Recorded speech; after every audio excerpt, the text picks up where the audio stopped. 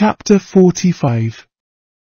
Convinced as Elizabeth now was that Miss Bingley's dislike of her had originated in jealousy, she could not help feeling how unwelcome her appearance at Pemberley must be to her, and was curious to know with how much civility on that lady's side the acquaintance would now be renewed.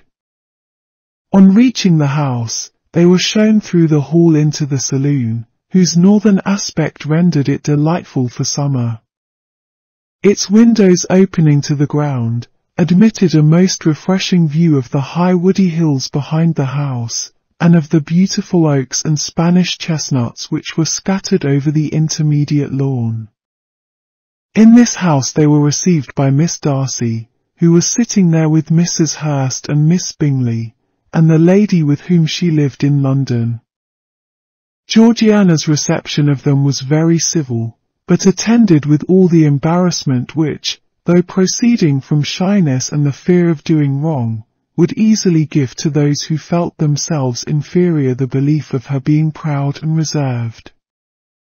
Mrs. Gardiner and her niece, however, did her justice, and pitied her. By Mrs. Hurst and Miss Bingley they were noticed only by a curtsy, and, on their being seated, a pause, awkward as such pauses must always be, succeeded for a few moments.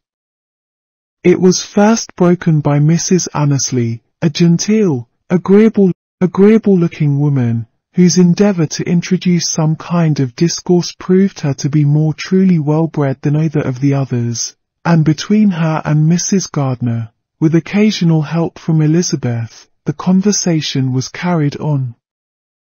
Miss Darcy looked as if she wished for courage enough to join in it, and sometimes did venture a short sentence when there was least danger of its being heard. Elizabeth soon saw that she was herself closely watched by Miss Bingley, and that she could not speak a word, especially to Miss Darcy, without calling her attention. This observation would not have prevented her from trying to talk to the latter, had they not been seated at an inconvenient distance, but she was not sorry to be spared the necessity of saying much. Her own thoughts were employing her. She expected every moment that some of the gentlemen would enter the room. She feared that the master of the house might be amongst them, and whether she wished or feared it most, she could scarcely determine. After sitting in this manner a quarter of an hour without hearing Miss Bingley's voice, Elizabeth was roused by receiving from her a cold inquiry after the health of her family. She answered with equal indifference and brevity, and the other said no more. The next variation which their visit afforded was produced by the entrance of servants with cold meat, cake, and a variety of all the finest fruits in season. But this did not take place till after many a significant look and smile from Mrs. Annesley to Miss Darcy had been given, to remind her of her post.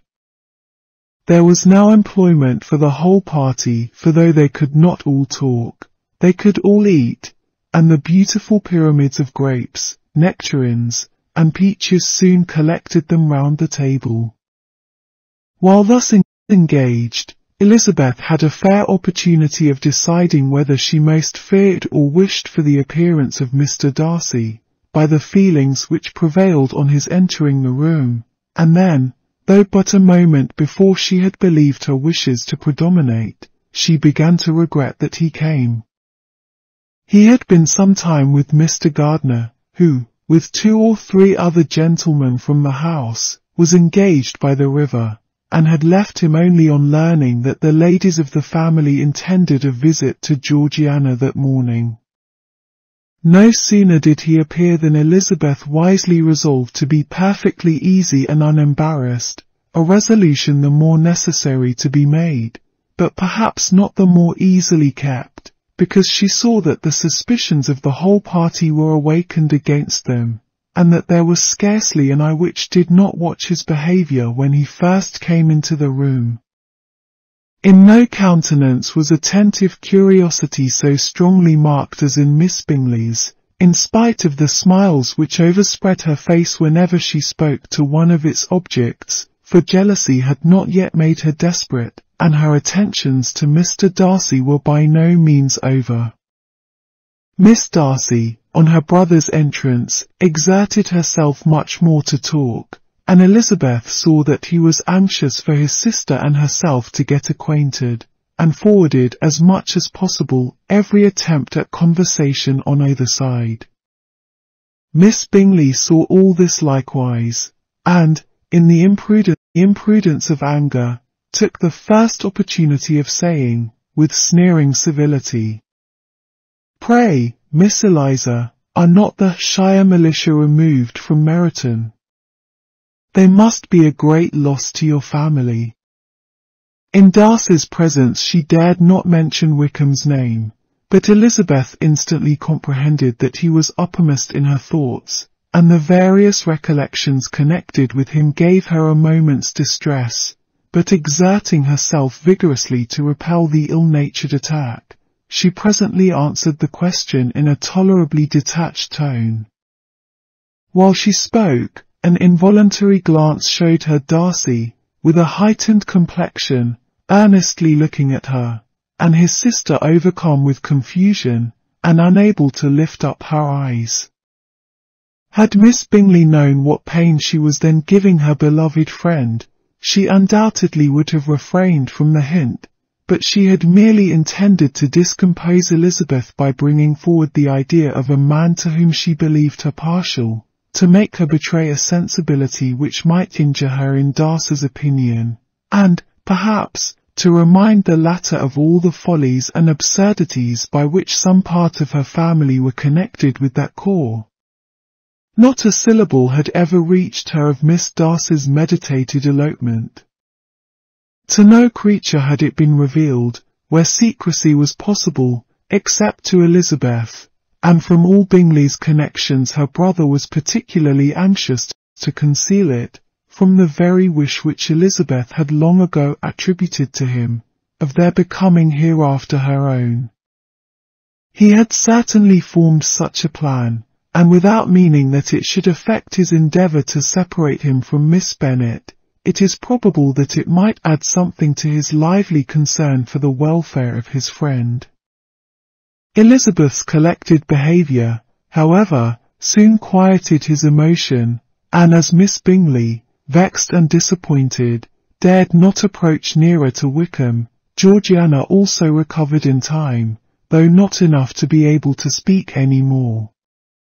Her brother, whose eyes she feared to meet, scarcely recollected her interest in the affair, and the very circumstance which had been designed to turn his thoughts from Elizabeth seemed to have fixed them on her more and more cheerfully. Their visit did not continue long after the question and answer above mentioned, and while Mr. Darcy was attending them to their carriage Miss Bingley was venting her feelings in criticisms on Elizabeth's person, behaviour, and dress. But Georgiana would not join her. Her brother's recommendation was enough to ensure her favour, his judgment could not err. And he had spoken in such terms of Elizabeth as to leave Georgiana without the power of finding her otherwise than lovely and amiable. When Darcy returned to the saloon, Miss Bingley could not help repeating to him some part of what she had been saying to his sister. "How very ill Miss Eliza Bennet looks this morning, Mr. Darcy," she cried. "I never in my life saw anyone so much altered as she is since the winter. She has grown so brown and coarse. Louisa and I were agreeing that we should not have known her again." However little Mr. Darcy might have liked such an address, he contented himself with coolly replying that he perceived no other alteration than her being rather tanned, no miraculous consequence of travelling in the summer. "For my own part," she rejoined, "I must confess that I never could see any beauty in her. Her face is too thin, her complexion has no brilliancy, and her features are not at all handsome. Her nose wants character, there is nothing marked in its lines. Her teeth are tolerable, but not out of the common way, and as for her eyes, which have sometimes been called so fine, I could never see anything extraordinary in them. They have a sharp, shrewish look, which I do not like at all, and in her air altogether there is a self-sufficiency without fashion, which is intolerable. Persuaded as Miss Bingley was that Darcy admired Elizabeth, this was not the best method of recommending herself, but angry people are not always wise, and in seeing him at last look somewhat nettled, she had all the success she expected. He was resolutely silent, however, and, from a determination of making him speak, she continued. I remember, when we first knew her in Hertfordshire, how amazed we all were to find that she was a reputed beauty, and I particularly recollect your saying one night, after they had been dining at Netherfield, she a beauty, I should as soon call her mother a wit. But afterwards she seemed to improve on you, and I believe you thought her rather pretty at one time.